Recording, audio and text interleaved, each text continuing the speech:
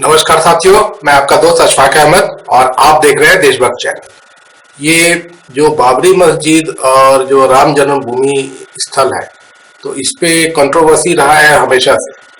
और ये अभी जब राम मंदिर बन गया है तो इस पे पूर्ण विराम लगाने की बात कर रहे हैं जो भाजपा, आरएसएस और विश्व हिंदू परिषद। तो इसकी सच्चाई क्या है? तो इसकी सच्चाई के लिए आपको जाना पड़ेगा, बहुत सारी चीजें हैं, अलग अलग तरीके के जो एविडेंस है।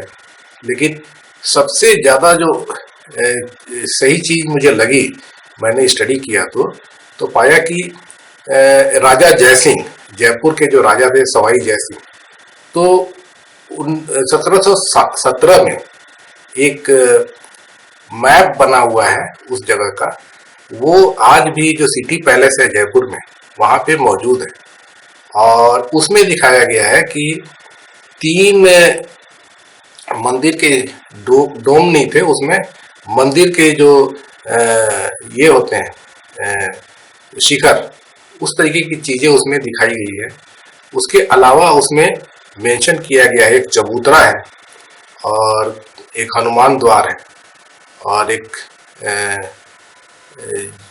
जन्म स्थान करके कहा गया है। तो ये सबसे सटीक लगता है। और ये जो मंदिर के जो शिखर बने हुए हैं उनकी जगह पे डोम है आज, था मतलब 1992 तक।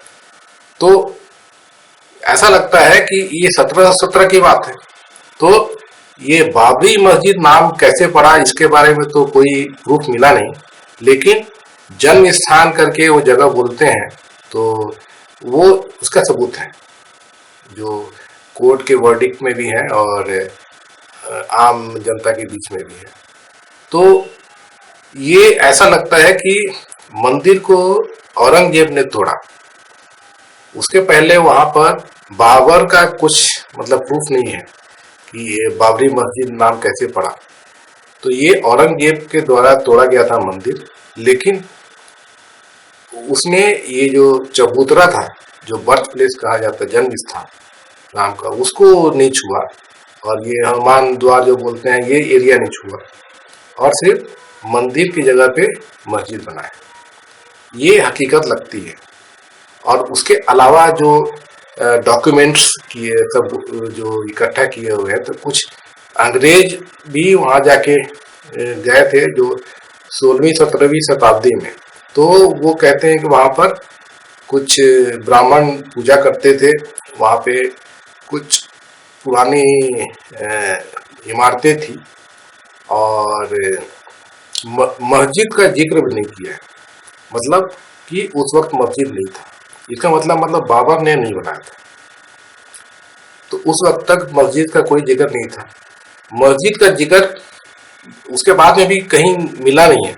1717 में मंदिर का चित्र बनाया ये सवाई जयसिंह ने, और उसके बाद से अचानक फिर उसके बाद में ये जो अवतरण हुआ मस्जिद का, तो वो ऐसा लगता है कि औरंगजेब ने बनाया था। तो ये जो डिस्प्यूट है, तो इसमें जो चबूतरा बना है जो बोलते हैं जन्म स्थान है, तो वहां पे पूजा भी करते थे और बाद में भी होता रहा है, लेकिन मस्जिद के अंदर नहीं था। तो ये मस्जिद के अंदर कैसे घुस गया? तो ये जो है ये मतलब रिसेंट की बात है, उसके पहले नहीं था। तो रिसेंट मतलब कि ये जो रथ यात्रा किया आडवाणी ने और जो भाजपा और आरएसएस ने जो पूरा कहानी गढ़ा, तो उसका नतीजा है कि मस्जिद के अंदर में जन्म स्थान बताया गया। तो ये जो डिस्प्यूटेड एरिया था, इस पर बहुत सारे कोर्ट केसेस चलते आए अंग्रेजों के जमाने में भी। तो जो अंग्रेजों के जमाने के जो डिस्प्यूट थे, तो उसमें एक बार जो है उसको वहां पे एक चीज और भी है कि जो निर्मोही अखाड़ा, वो एक्चुअली एक हनुमानगढ़ी मंदिर है, आज भी है, करीब 3 किलोमीटर दूर है उस जगह से। तो वहां से जो महंत है, तो ये जो जहाँ पे बाबरी मस्जिद थी, तो उसके पास में वहां पे उन्होंने क्लेम कर दिया था। तो एक फैसला जो है अंग्रेजों के जमाने का था कि उसको दो हिस्सों में बांट दिया गया, एक इनर कोर्ट यार्ड और एक आउटर कोर्ट यार्ड। तो इनर कोर्ट यार्ड में जो मस्जिद थी और आउटर में ये जो जन्म स्थान बोलते हैं, जो राम का जन्म स्थान, वो और ये जो हनुमान द्वार और ये बोलते हैं, तो डिवाइड कर दिया था।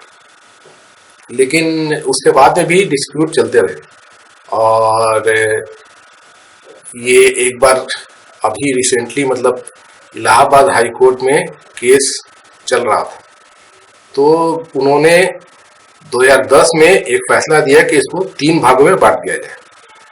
3 भाग मतलब एक निर्मोही अखाड़ा, एक मुस्लिम वक्फ बोर्ड के लिए जो मस्जिद का इलाका, और तीसरा इलाका जो है वो जो राम जन्म स्थान, वो हिंदुओं का। तो इस पे तीनों पार्टी एग्री नहीं हुई, फिर सुप्रीम कोर्ट में केस चला गया और 1919 में जो फैसला आया तो सुप्रीम कोर्ट ने पूरा का पूरा इलाका जो है वो विश्व हिंदू परिषद को दे दिया। निर्मोही अखाड़ा को भी कभी जो क्लेम था ये निरस्त कर दिया और मुस्लिम पक्ष का भी निरस्त कर दिया। और उसके पहले आपको पता ही है कि 1992 में तो बाबरी मस्जिद को गिरा दिया गया था, ढह गया, तो वहां कुछ बचा नहीं था और मुस्लिमों को एक अलग जगह दे दिया गया। और इसमें यह भी है कि जो मस्जिद ढाया गया तो उसको सुप्रीम कोर्ट ने क्रिमिनल एक्ट माना भी था, एक दूसरा केस जो था उसमें।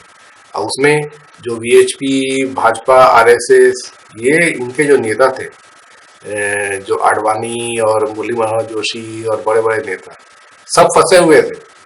और उसकी भी रूलिंग रिसेंटली आई थी 2018 में, और उसमें उनको राहत दे दी गई थी कि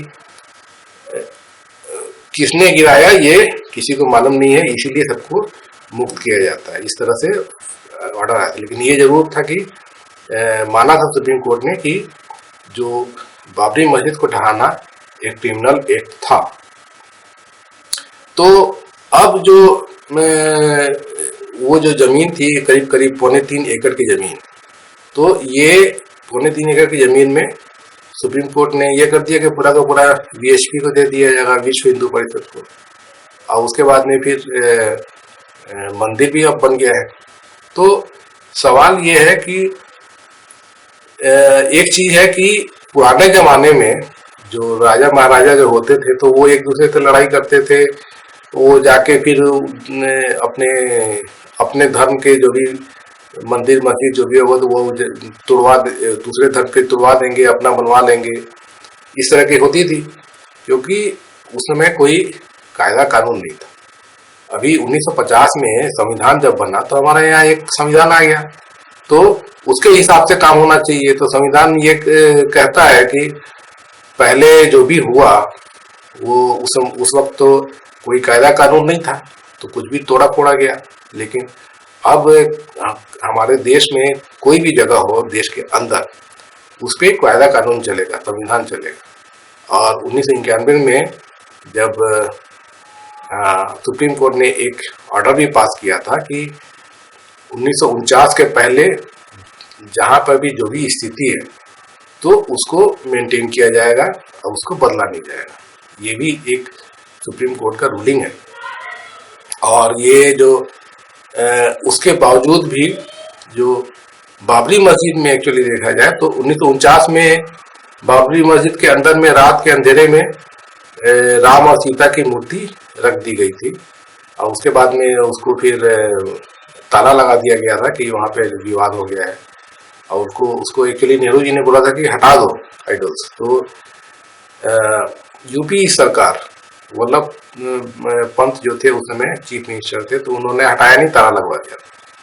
और फिर जब राजीव गांधी की सरकार थी तो उन्होंने ताला हटवा दिया था।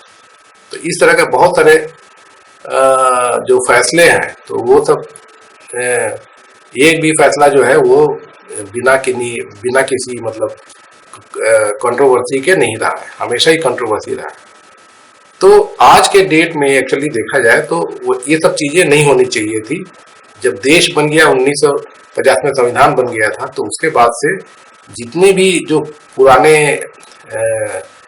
झगड़े थे वो सब वहीं पे सिमट जाना चाहिए था कि जहाँ पे जो है वही रहना चाहिए। तो उस हिसाब से बाबरी मस्जिद जो थी उसको बाबरी मस्जिद रहने देना था।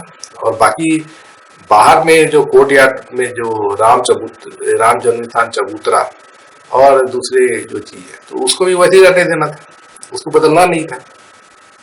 लेकिन अब हमारे देश में जो कोर्ट सिस्टम भी कमजोर पड़ गया है, इतनी शक्तिशाली ताकतें पैदा हो गई, तो उसकी वजह से ये सब चीजें हो रही, और जिसकी वजह से इस तरीके के जो सुप्रीम कोर्ट तक भी जो है वो अछूता नहीं रहा है और इस तरह की चीजें हो रही।